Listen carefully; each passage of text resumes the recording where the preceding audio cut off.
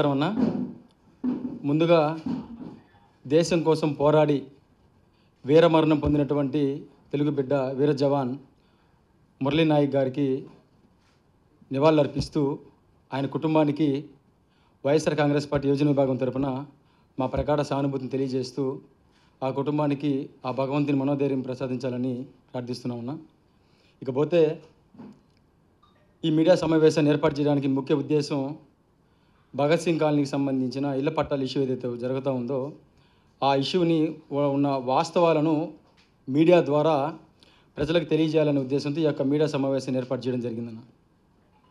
గత 2 రోజులుగా మీరు చూస్తూ ఉన్నారు, గౌరవ మంత్రివర్యులు శ్రీ నారాయణ గారు ఆయన కావచ్చు, లేకపోతే ఆయన సంబంధించిన తెలుగుదేశం పార్టీ నాయకులు కావచ్చు, తెలుగుదేశం పార్టీ కార్యకర్తలు కావచ్చు, 1400 కుటుంబాలకి మా నాయకుడు నారాయణ గారు శాశ్వతంగా ఇళ్ల పట్టాలు ఇప్పించాడు అని చెప్పేసి ఆయన సంబంధించిన మీడియాలోనో లేకపోతే ఆయన సంబంధించిన సోషల్ మీడియాలోనో ఆయన అనుచరులకు సంబంధించిన ఫేస్బుక్ స్టోరీల్లోనో హల్చల్ చేస్తూ నానా హంగామా చేస్తూ నెల్లూరు సిటీకి సంబంధించి 2 రోజుల నుంచి చాలా హంగామా చేస్తూ ఉన్నాడు. దాంతోపాటు మళ్ళీ పాలాభిషేకం కూడా చేసుకుంటూ ఉన్నారు. నేను ఒకటే అడుగుతా ఉండే మంత్రి గారు నారాయణ గారిని ఒకటే అడుగుతా ఉండా, ఈ వాస్తవాలు ప్రజలకు తెలియకపోతే ఏమవుద్దంటన్నా, గతంలో మాదిరిగా నారాయణ అంటే అభివృద్ధి, అభివృద్ధి అంటే నారాయణ అని ఏదైతే అన్నారో నేను ఒక ప్రెస్ మీట్లో కూడా మాట్లాడుతా అబద్ధం అంటే నారాయణ, నారాయణ అంటే అబద్ధం అని కూడా నేను తెలియజేయడం జరిగింది ఆ రోజు. దానికి ఉదాహరణే నేను ఇప్పుడు చెప్పే ఒక చిన్న సంఘటన. గతంలో వైఎస్ఆర్ కాంగ్రెస్ పార్టీ అధికారంలో ఉన్నప్పుడు జగన్మోహన్ రెడ్డి గారు, మా నాయకుడు జగన్మోహన్ రెడ్డి గారు ముఖ్యమంత్రిగా ఉన్నప్పుడు 2019-24 మధ్యలో అక్కడ భగత్ సింగ్ కాలనీకి సంబంధించి వరదలు వస్తే అక్కడున్న చాలా ఇల్లులకు సంబంధించి కావచ్చు, అక్కడున్న చాలా ప్రాంతం డ్యామేజ్ అయితే అప్పుడు మాజీ మంత్రివర్యులు మా అన్న అనిల్ కుమార్ యాదవ్ గారు అక్కడున్న పరిస్థితులను జగన్మోహన్ రెడ్డి గారికి వివరించి ఆయనకి ఆ పరిస్థితులు తెలియజేసి అక్కడున్న వాళ్ళకి శాశ్వత పరిష్కారం చూపించాలనే ఉద్దేశంతో జగన్మోహన్ రెడ్డి గారిని అక్కడికి ఆ ఏరియాకి పిలవడం జరిగింది. స్వయంగా ఆ ప్రాంతానికి జగన్మోహన్ రెడ్డి గారు ప్రాంతానికి రావడం జరిగింది. నా ఫోటోలు ఆ రోజు జగన్మోహన్ రెడ్డి గారు పర్యటించిన ప్రాంతాలు భగత్ సింగ్ కాలనీలో ప్రజలు ఎదుర్కొంటున్న సమస్యల్ని స్వయంగా చూడడానికి జగన్మోహన్ రెడ్డి గారు పర్యటించిన ఫోటోలు ఇవి. మేము ఆ రోజు ఆయనతో పాటు ఉన్నాం అక్కడ. ఆ రోజు ఆయన స్వయంగా ఆ ప్రాంతానికి వచ్చి ఆ ప్రాంతంలో జరిగిన ఏదైతే ఇబ్బందులు, ఏదైతే అక్కడ సమస్యలు ఉన్నాయో ఆ ప్రాంతంలో ఉన్న ప్రతి ఒక్క పరిస్థితిని ఆయన క్షుణ్ణంగా పరిశీలించి అక్కడున్న బాధితులు వాళ్ళందరినీ కలుసుకొని వాళ్ళతో మాట్లాడినప్పుడు వాళ్ళు ఎంతో బాధతో, వాళ్ళు ఎంతో ఆవేదనతో వాళ్ళు చెప్పిన సమస్యలను విని ఈ సమస్యకి ఎట్లయినా సరే శాశ్వతంగా పరిష్కారం చూపాలి, మళ్ళీ మళ్ళీ ఈ సమస్య వస్తూ ఉంటే ఇట్లా ఇబ్బందికరమైన పరిస్థితి చేయడం కరెక్ట్ కాదు, ఈ సమస్యకి పరిష్కారం చూపాలనే ఉద్దేశంతో తక్షణమే అక్కడి నుంచి ఆయన 100 కోట్ల రూపాయలను రిటర్నింగ్ వాళ్ళకి సంబంధించి నిధులను అక్కడికక్కడ శాంక్షన్ చేయడం జరిగింది. దాంతోపాటు వీళ్ళందరికీ కూడా శాశ్వతంగా ఇళ్ల పట్టాలు ఇస్తే బాగుంటుందని ఒక ఆలోచన చేసినప్పుడు అప్పుడు ఇరిగేషన్ డిపార్ట్మెంట్ వాళ్ళతో మాట్లాడితే ఇక్కడ ఈ వరద ప్రాంతాల వాళ్ళకి శాశ్వతంగా ఇవ్వడం కుదరదు సార్, ఇప్పుడున్న పరిస్థితుల్లో ఈ రిటర్నింగ్ వాళ్ళు పూర్తి అయితేనే మనం ఇవ్వడానికి దీని మీద బేస్ చేసుకోవడానికి వీలవుతుంది అని ఆ రోజు జగన్మోహన్ రెడ్డి గారు కావచ్చు, అప్పుడు మా నాయకుడు అనిల్ కుమార్ యాదవ్ గారు చెప్పడం జరిగింది. అప్పుడు ఇమీడియట్గా మా నాయకుడు జగన్మోహన్ రెడ్డి గారు ఆదేశాలు ఏమి ఇచ్చాడంటే, ముందు ఇక్కడ నివసిస్తున్న ప్రజలందరికీ కూడా దాదాపు ప్రతి ఒక్కరికి కూడా ముందుగా పొజిషన్ సర్టిఫికెట్లు ఇవ్వండి, రిటర్నింగ్ వాళ్ళకి సంబంధించిన పనులను త్వరితగతిన యుద్ధ ప్రాతిపదికన ప్రారంభించి తొందరగా పూర్తి చేసి ఆ కుటుంబాలకి ఖచ్చితంగా త్వరగా కూడా మనము ఇల్లు పట్టాలు ఇచ్చే కార్యక్రమం చేపట్టాలని చెప్పేసి ఆదేశాలు ఇవ్వడం జరిగింది ఆ రోజు.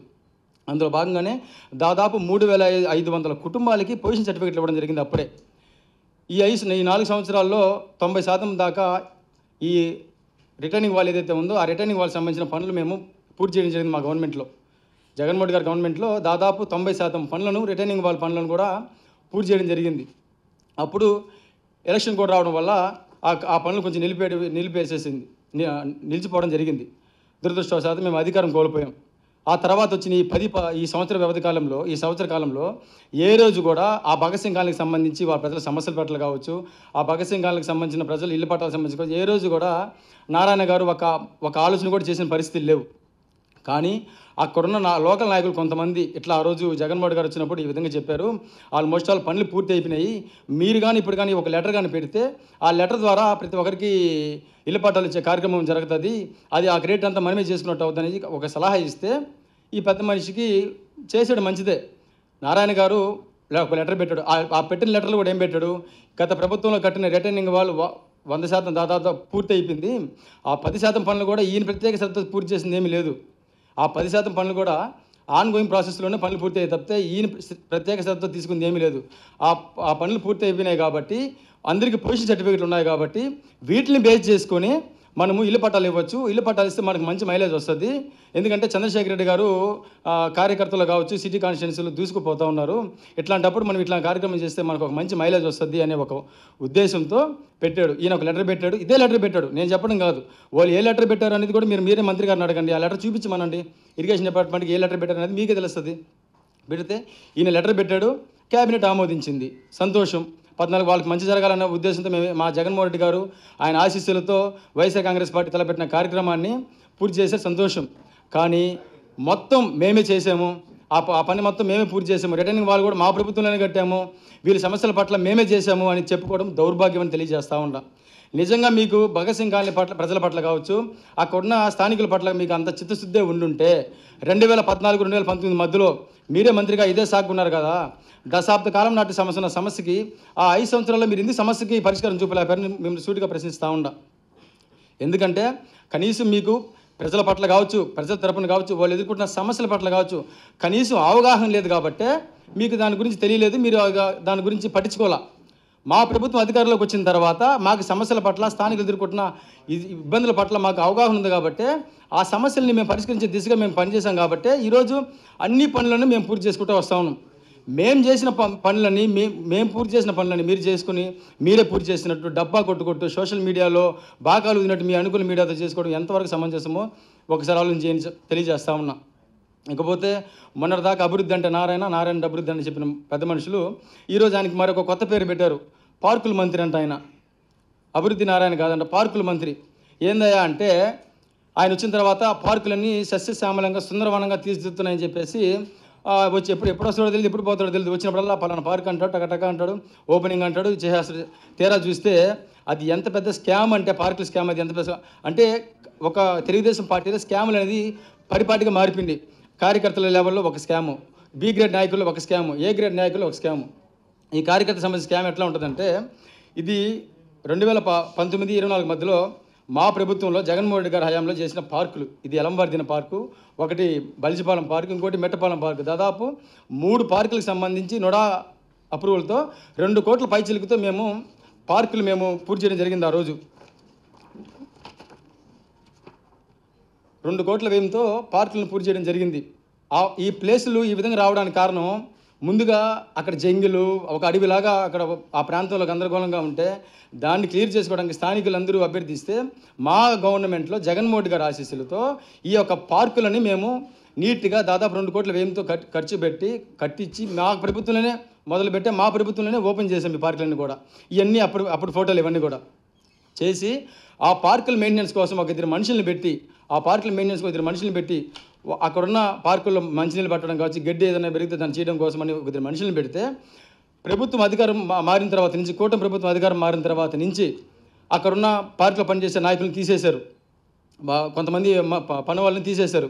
ఎందుకు తీసేశారా అంటే పార్కులు సుందరవనంగా ఉండే, ఎప్పుడు పార్కులకు వచ్చినా ఇది జగన్మోహన్ గారు గడిచిన పార్కు, ఇది జగన్మోహన్ గారు గడిచిన స్కూలు అని చెప్పుకుంటున్నారనే ఉద్దేశంతో పార్కులో పనిచేస్తున్న మనుషుల్ని తీసేసి ఆ పార్కులు పూర్తిగా నిర్వీర్యమయం అయిపోయే విధంగా, ఆ పార్కులకు ఎవరు ఇంకా పోకూడదు, ఆ పార్కులు చెత్త చెదారం ఎక్కువ పేరుకోపోయింది, ఆ పార్కులు మెయింటెనెన్సే లేదు అని ఆ పార్కులకు సంబంధించి ఎవరు కూడా కన్నెత్తి చూసే విధంగా ఏమీ లేకుండా పూర్తిగా నిర్వీర్యమైపోయే విధంగా ఆ పార్కుల్ని తయారు చేసి 1కి 10 సార్లు నేను అడిగా, సార్ మనుషుల్ని పెట్టండి, ఎంతో ఖర్చు పెట్టి ఆ పార్కులు కట్టాం, 10 మందికి ఉపయోగపడుతుంది అని చెప్పి నేను ఎన్నోసార్లు కమిషనర్ గారిని కూడా కలిస్తే ఒక మనిషిని పెట్టకపోగా ఆ పార్కులు దాదాపు 1 సంవత్సరం రోజులుగా ఆ పార్కులు నిర్వీర్యమైపోయి గందరగోళం అయిపోయి ఆ పార్కులు దౌర్భాగ్య స్థితికి వచ్చేసరిగా అవి అట్టబెట్టేసి ఇప్పుడు కొత్తగా ఎన్క్యాప్ ద్వారా వాళ్ళ నాయకులు, కేవలం తెలుగుదేశం పార్టీ నాయకులకి లబ్ధి చేకూర్చాలా అనే ఒక దురుద్దేశంతోనే ఒక పార్కుకి ఒక 13 డివిజన్లోనే 50 లక్షల రూపాయలు బ్యూటిఫికేషన్ పేరుతో, ఒక్క 13 డివిజన్లోనే ఎలంబర్దిన, పాత మెట్టపాలెం, బలిజిపాలెం సంబంధించి 50 లక్షల రూపాయలు బ్యూటిఫికేషన్ పేరుతో నిధులను గ్రాంట్ చేసి, ఒక్క డివిజన్లోనే 50 లక్షలు నేను చెప్పేది, మిగిలిన 27 డివిజన్లు, దీంతో కాకుండా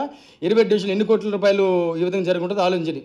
కేవలం బ్యూటిఫికేషన్ అనే పేరుతో వాటికి అద్దులు ఒక డెకరేషన్ లాగా చేసి అవి ఓపెన్ చేసి ఆ పార్కులు మొత్తం మేమే చేసాం, పార్కులు గత ప్రభుత్వం ఏమీ చేయలేదని చెప్పుకోవడానికి మాత్రమే ఈరోజు తెలుగుదేశం ప్రభుత్వం ఆ పార్టీ నాయకులకు కావచ్చు, కార్యకర్తలకు కావచ్చు లబ్ధి చేకూర్చాలనే ఉద్దేశంతోనే ఎన్క్యాప్ గ్రాంట్ ద్వారా ఆ పార్కుని స్టార్ట్ చేసి మేము చేసిన పనులు కూడా వాళ్ళు పునఃప్రారంభించుకుని మేమే ఈ పనులు చేసాము, మేము అభివృద్ధి అంటే నారాయణ, పార్కుల మంత్రి నారాయణ అని చెప్పించుకోవడానికి ఈ విధంగా చేశారు తప్ప ప్రజలకి ఏ విధంగా పరిస్థితిలో ఈరోజు లేదు. ఇప్పుడు ఈరోజు ఆ పార్కుల్లో పెట్టే ఆ జిమ్ ఎక్విప్మెంట్స్ కూడా సిఎస్ఆర్ గ్రాంట్ ద్వారా ప్రైవేట్ కంపెనీలు వాళ్ళు ఏదో 1%తోనో ప్రైవేట్ కంపెనీలు కొన్ని ఇస్తూ ఉంటాయి. జిమ్ ఎక్విప్మెంట్స్ కావచ్చు, ఇవి వాళ్ళు వర్క్లు చేసుకున్నప్పుడు కొన్ని ఇస్తుంటారు. ఆ గ్రాంట్ ద్వారా తీసుకొచ్చారు, ఫ్రీగా ఇస్తే తీసుకొచ్చారు. తీసుకురావడం కూడా సంతోషమే. ఇక్కడ భయపడాల్సిన విషయం ఏంటంటే తెలుగుదేశం ప్రభుత్వంలో ఏదైనా పని చేస్తే రూపాయి ఆదాయం లేకుండా ఏ పని చేయరు. అట్లాంటి ఒక ఉచితంగా ఒక పని చేశారంటే ప్రజల మీద ఫ్యూచర్లో ఏం భారం పడుతుందో అనే భయంతో ఆందోళన ప్రజలు ఉన్నారు. ఈరోజు ఈ పార్కులు ఓపెన్ చేస్తూ మంత్రి నారాయణ గారు ఒక మాట అన్నాడు, మేము ఈ సమ్మర్లో పిల్లలకి మేము గిఫ్ట్గా ఈ పార్కులను ఓపెన్ చేస్తున్నాము అని చెప్పేసి మాట్లాడడం జరిగింది. నిజంగా నీ కార్యకర్తలకి లబ్ధి చేకూర్చాలన్న ఉద్దేశంతో నీ పనులని తలపెట్టి ఈరోజు నువ్వు పనులు ఒక్కొక్క నాయకుడికి ఒక్కొక్క ఊరిలో ఒక్కొక్క నాయకుడికి పని ఇచ్చేసి ఆ డబ్బుల్లో సగం మిగిల్చుకొని జోబులు వేసుకోమని నువ్వే స్వయంగా వాళ్ళకి సలహాలు సూచనలు ఇచ్చి ఓపెనింగ్ టైంలో వచ్చి పిల్లలకి నేను బహుమతి ఇస్తున్నానని చెప్పడం ఎంతవరకు సమంజసమో తెలియజేస్తా ఉన్నా. మీరు నిజంగా పిల్లలకి గిఫ్ట్ ఇవ్వాలనుకుంటే అమ్మఒడి ఇండి, పిల్లలతో పాటు తల్లిదండ్రులు కూడా ఆ పార్కులో కూర్చొని నిజంగా మాకు నారాయణ గారు గిఫ్ట్ ఇచ్చారు అనుకుంటారు. యువకులకి నిరుద్యోగ భృతి ఇవ్వండి, మాకు ఇచ్చిన హామీ ప్రకారం మాకు నిరుద్యోగ భృతి ఇట్లాగా ఇచ్చిన హామీల పట్ల మీరు చిత్తశుద్ధితో మీరు ఈ హామీలు అమలుపరచండి తప్ప మేము చేసిన పనులకి మీరు రంగులు వేసుకోవడం, మేము ప్రారంభించిన పనులను మీరు పునఃప్రారంభించుకోవడం, మేము శంకుస్థాపన చేసిన పనులు పూర్తి చేసిన పనులను మీరేదే చేసుకున్నట్టు బాకాలు ఊదినట్టు ఊది మీ డబ్బా ఛానల్లో ఈ విధంగా మీ పచ్చ మీడియాలో ఈ విధంగా చెప్పుకుంటూ కాలం గడపడం అనేది కరెక్ట్ కాదు.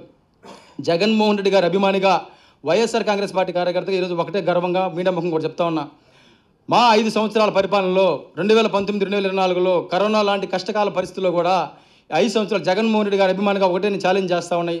ఈ తెలుగుదేశం పార్టీ నాయకులు కావచ్చు, కార్యకర్తలు కావచ్చు, ఎవరైతే సంబరాలు చేసుకున్నారో వాళ్ళకి నేను సూటిగా ఛాలెంజ్ చేస్తూ ఉన్నాం. 5 సంవత్సరాల్లో మా ప్రభుత్వం ఇది మొదలుపెట్టింది, ఇది పూర్తి చేసింది అని మేము 100 పనులు చేసి చూపించగలుగుతాం. ప్రూఫ్స్తో సహా మీకు చూపించగలుగుతాం. ఈ పని మా ప్రభుత్వంలో మొదలుపెట్టాము, మా ప్రభుత్వంలోనే మేము పూర్తి చేసామని ధైర్యంగా గర్వంగా చూపించగలుగుతాం. ఒక్క తెలుగుదేశం పార్టీ నాయకుడైనా సరే, ఒక్క తెలుగుదేశం పార్టీ కార్యకర్త అయినా సరే 2014-19 5 సంవత్సరాలు, ఇప్పుడు 1 సంవత్సరం, 6 సంవత్సరాల్లో ఇదిగో మేము ఈ పని మొదలు పెట్టాం మా ప్రభుత్వం హయాంలో, ఈ పని మేము పూర్తి చేసామని ఒక్క సిటీ కాన్స్టిట్యూన్సీలో ఉన్న ఒక్క తెలుగుదేశం పార్టీ కార్యకర్త నాయకర్త చెప్పగలడని, మీ గుండెల మీద చేయాల్సిన చెప్పగలడని మీడియా ముఖంగా నేను ప్రశ్నిస్తా ఉన్నా. చెప్పలేరు. ఎందుకంటే మీరు చేసేది ఏమి ఉండదు. మేము చేసిన పనులకి ఈ విధంగా మీరు రంగులు వేసుకోవడం, మేము ఫ్లైఓవర్ కడితే దానికి మీరు రంగులు వేసుకోవడం, ఈ ఫ్లైఓవర్ మేమే చేసామని చెప్పుకోవడం, ఇట్లా ఒకటి కాదు. మైపాడు రోడ్డుని నీట్గా డబుల్ రోడ్ చేసి 10 మందికి ట్రాఫిక్ లేకుండా సమస్య క్రియేట్ చేయాలని మేము మా ప్రభుత్వంలో జగన్మోహన్ గారి ఆశీస్సుతో ఆ రోడ్డుని మొదలు పెడితే ఆ జాఫర్ సాబ్ కెనాల్ పక్కన ఇప్పుడు అంగళ్ళు పెట్టించి అక్కడ ట్రాఫిక్ సమస్య క్రియేట్ చేసి గందరగోళం సృష్టించి దాన్ని కూడా రేపు పాలాభిషేకం చేసుకునే పరిస్థితులు నువ్వు ఉండవు నారాయణ గారు, గుర్తుపెట్టుకోండి. అంతే తప్ప ఒక్కటి కూడా మీ సొంతంగా ఒక పని చేసింది కూడా లేదని మీకు సూటిగా తెలియజేస్తూ 2019-24 మధ్యలో మేము ఎన్ని పనులు చేసామో, మేము ఈ విధంగా చేసామో అనేది మేము ధైర్యంగా గర్వంగా మేము చెప్పగలుగుతాం. అదేవిధంగా 2014-2019 మధ్యలో మీరు ఎందుకు ఈ పనులు చేయలేకపోయినారో, లేదు మీరు చేసిన పనులు ఇవన్నీ మీరు గర్వంగా చెప్పుకున్న పరిస్థితుల్లో మీరు కానీ ఉంటే మీరు రేపు ఏదైనా సరే ఈ సంవత్సరం తర్వాత అయినా సరే మీరు ఎప్పుడైనా సరే ఏదైనా ప్రజలకు ఉపయోగపడే పని చేస్తాము, పని చేయాలని మీకు ఆలోచన వస్తే, ప్రజలకు ఉపయోగపడే శాశ్వతమైన అభివృద్ధి పని కానీ చేయదలుచుకుంటే ఆ పనితో మేము మీతో కలిసి నడవడానికి సిద్ధంగా ఉన్నామే తప్ప ఇట్లా చీప్ పబ్లిసిటీతో కూడిన పనులకు, మా ప్రభుత్వం హయాంలో చేసిన పనులకు మీ ప్రభుత్వం చేసిందని చెప్పుకునే చీప్ పబ్లిసిటీతో కూడిన పనులు మేము చేయము. నిజంగా మేము చెప్పుకోవాలనుకుంటే 2019 మా ప్రభుత్వం జరిగిన 100 పనులు కూడా మేము అనేక రకాలుగా పబ్లిసిటీ మేము చెప్పుకునే వాళ్ళమి, కానీ మేము చెప్పుకోవాలా. ఎందుకంటే ఆ 5 సంవత్సరాల్లో కూడా ప్రజలకు ఉపయోగపడే పనులు కావచ్చు, ప్రజల తరపున పోరాడాలనుకున్న పనులు కావచ్చు, ప్రజలకు ఏ ఉపయోగపడతాయో అవి చేయడానికి మేము ముందుకొచ్చి మా నాయకుడు జగన్మోహన్ రెడ్డి గారు ముందుకెళ్ళాడు తప్ప ఏ రోజు కూడా చేసిన పనులకి భారీ ఎత్తున పబ్లిసిటీ ఇచ్చుకోవాలా, భారీ ఎత్తున మేము చెప్పుకోవాలని ఆలోచన మేము చేయాల. కానీ ఈరోజు మీరు చేస్తుంది ఏంటి?